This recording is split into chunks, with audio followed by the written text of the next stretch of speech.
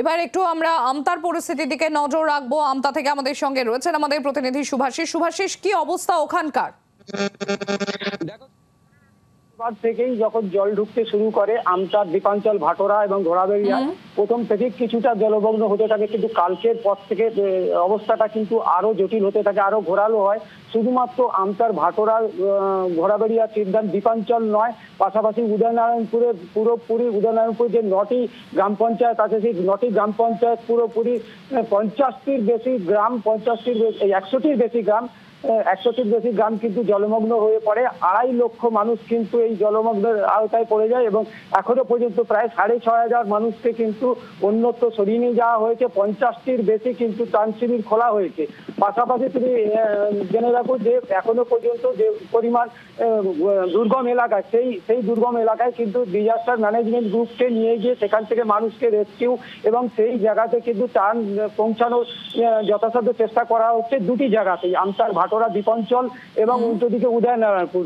কেননা এই সব জায়গায় এতটাই দুর্গম যে সেখানে পৌঁছানো ডিজাস্টার ম্যানেজমেন্ট গ্রুপ ছাড়া কিন্তু সম্ভব নয়। ফলে সেই সব জায়গাগুলোকে চিহ্নিতকরণ করা হচ্ছে এবং প্রশাসনিক দপ্তরের আধিকারিকরা এবং জনপ্রতিনিধি, বিধায়ক সমীর পাজা এবং আমতার বিধায়ক সুকান্ত পাল, তারাও কিন্তু দফায় দফায় সরকারি আধিকারিকদের সঙ্গে বৈঠক করেছেন এবং পাশাপাশি সাধারণ মানুষের কাছে যাতে ত্রাণ পৌঁছায়, খাবার পৌঁছায়, ওষুধপত্র পৌঁছায়, সেই দিকেও লক্ষ্য করা হচ্ছে।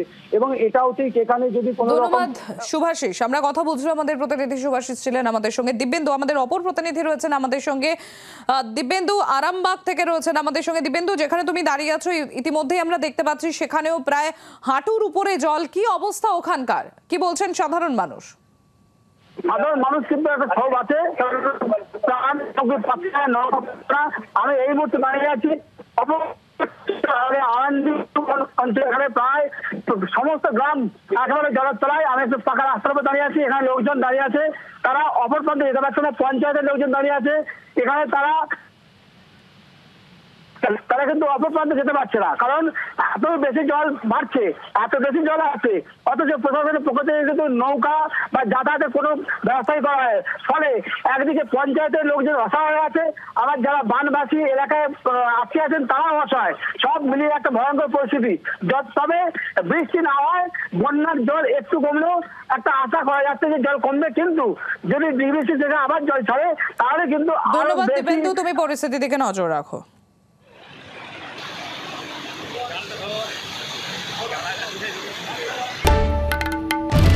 বাংলার আওয়াজ, বাঙালির আবেগ, জি 24 ঘন্টা।